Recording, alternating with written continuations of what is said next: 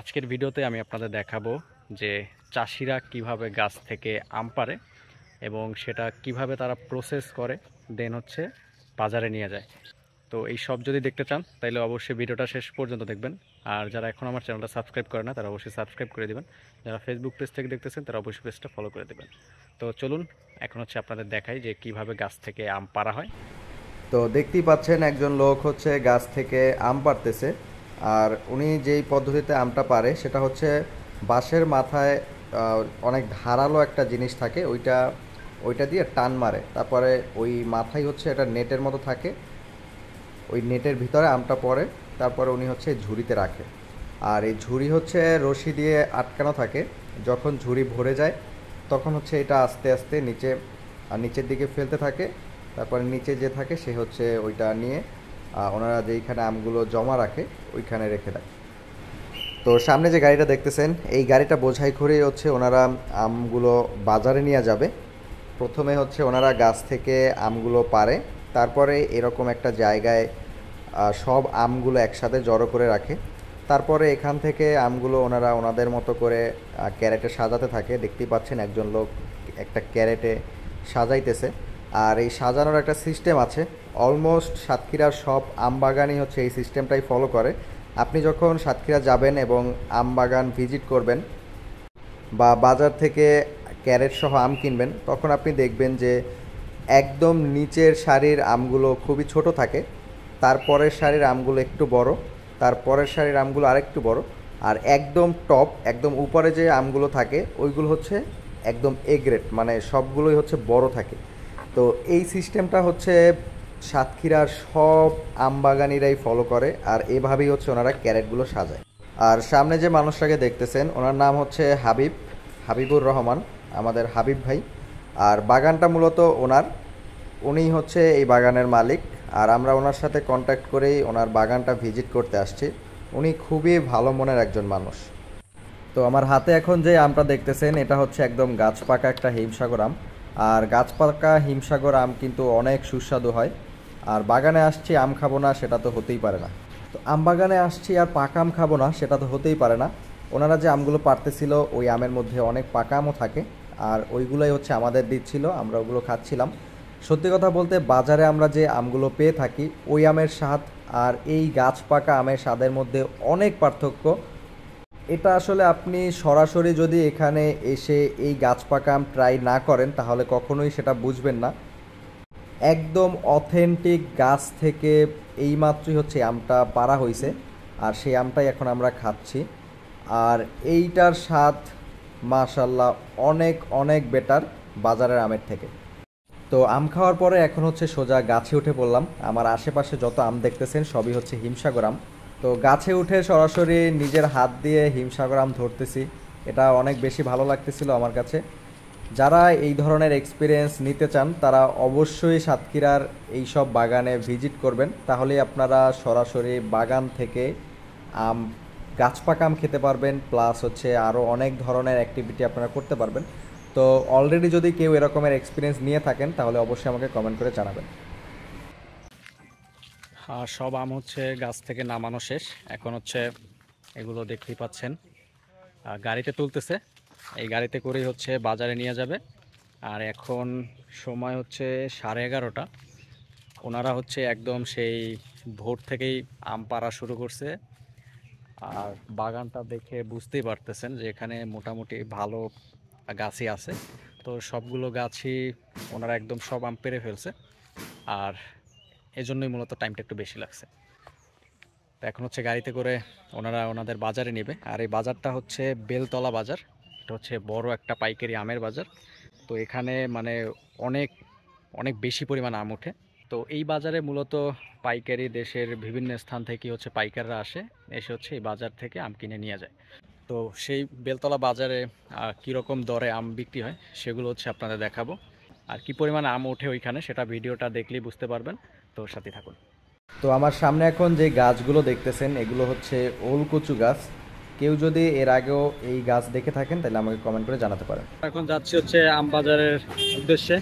এই যে একটা ভ্যান আছে, ভ্যানে করে যাচ্ছি। তো তো ভ্যানে করে আমরা এখন সেই বড় বাজারের উদ্দেশ্যে যাচ্ছি। আর যাওয়ার পথেই হচ্ছে অনেক আম বাগান আমাদের চোখে পড়তেছিল, অনেক বড় বড় আম বাগান। আসলে পুরো সাতক্ষীরা জুড়েই হচ্ছে এরকমের আম বাগানের কোনো অভাব নাই, ছড়িয়ে ছিটিয়ে আছে আম বাগানগুলো। শুধু যে আম বাগানই আছে সাতক্ষীরায় বিষয়টা কিন্তু তেমন না। আপনি যখন এই যে বেলতলা বাজারের আশেপাশের গ্রামগুলোতে ঘুরবেন তখন দেখবেন যে এইখানে এমন কোনো কিছু নাই যেটা আসলে এখানে চাষ করা হয় না। শাকসবজি থেকে শুরু করে ফল মূল যা আছে সবই হচ্ছে এই সাতক্ষীরায় চাষ করা হয়। তো আপনি যখন সাতক্ষীরার এই ধরনের রাস্তা দিয়ে চলাচল করবেন তখন কিন্তু আপনি আশেপাশে এগুলো দেখতে পাবেন। আর এমনও অনেক নতুন কিছু দেখবেন যেগুলো আপনি এর আগে কখনোই দেখেন নাই। যেমন আমি এর আগে কখনোই পটল গাছ দেখি নাই, সাতক্ষীরা এসে আমি প্রথমবার হচ্ছে পটল গাছ দেখছি।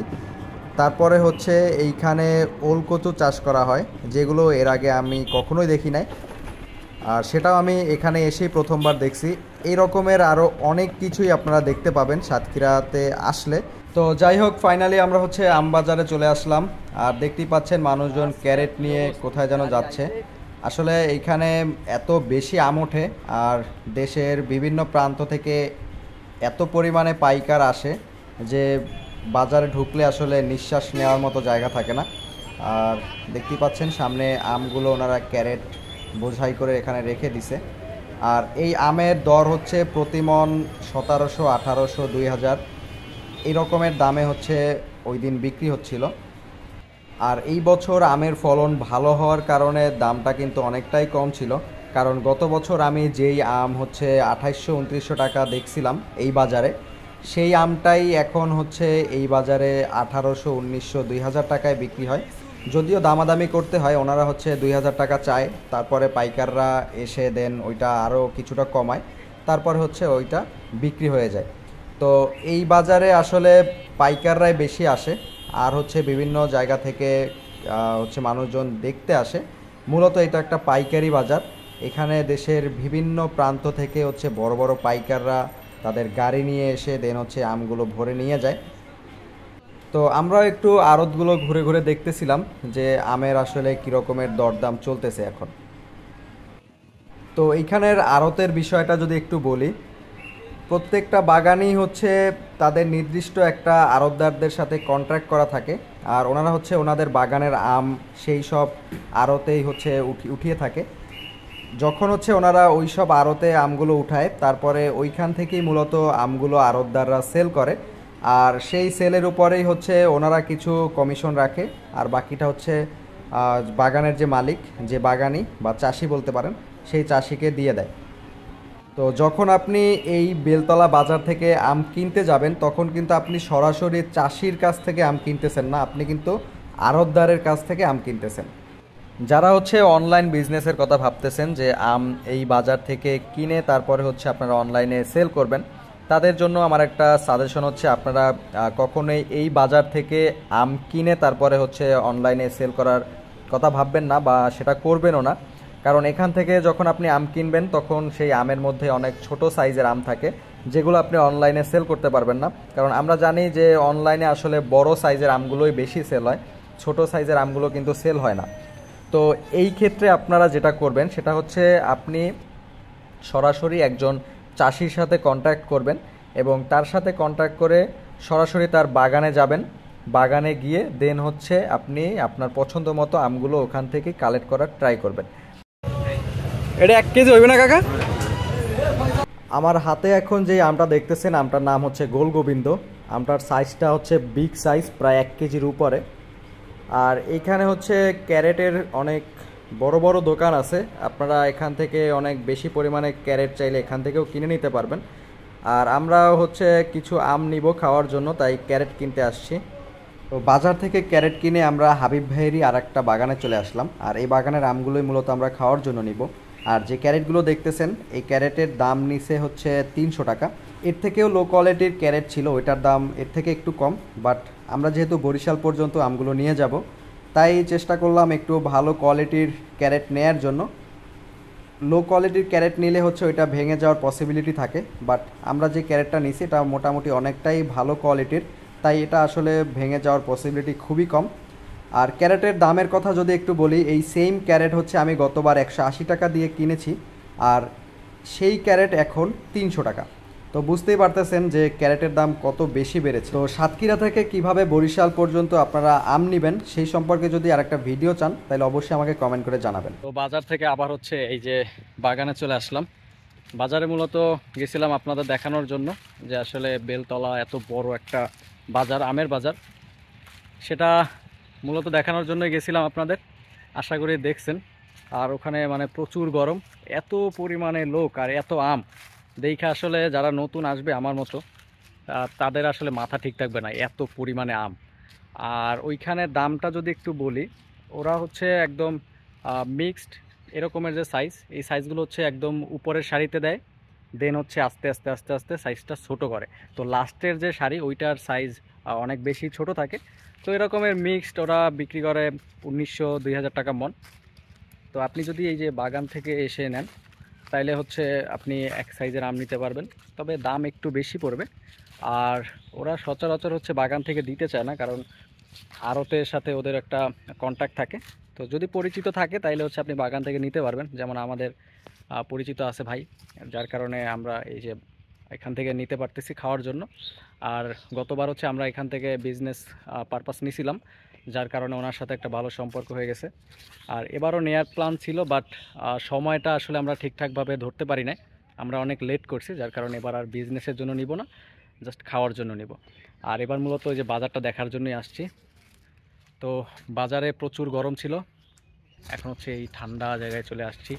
আশেপাশে পাখির ডাক, তারপর হচ্ছে কাঠবিড়ালি, যদিও কাঠবিড়ালির কাছাকাছি যাওয়া যায় না, ওরা হচ্ছে দৌড় দেয়, তা না হলে আমি আপনাদের দেখাইতে পারতাম। ওরা হচ্ছে গাছে গাছে দৌড়ায়। প্রচুর কাঠবিড়ালি আছে এই বাগানে। আমি যদি একটু নিচ থেকে দেখাই আপনাদের, বাগানটা কিন্তু বিশাল বড়, তো বিশাল বড় একটা বাগান। আর এই বাগানে এসে গাছ থেকে আম পেড়ে খাওয়ার যে একটা মজা, এই মজা আসলে কোনোভাবেই আপনি অন্য অন্য কোথাও পাবেন না, এটা আলাদাই একটা মজা। তো আশা করি আপনারা পুরো ভিডিওটা দেখে অনেক কিছুই জানতে পারছেন, অনেক তথ্যই আপনাদের আমি দিতে পারছি। তো আজকের ভিডিওটা কেমন লাগছে সেটা অবশ্যই আমাকে কমেন্ট করে জানাবেন। আর যারা এখনও চ্যানেলটা সাবস্ক্রাইব করে না তারা অবশ্যই সাবস্ক্রাইব করে দেবেন। যারা ফেসবুক পেজ থেকে দেখতেছেন তারা অবশ্যই পেজটা ফলো করে দেবেন। তো ভালো থাকেন সবাই, আল্লাহ হাফেজ, টাটা।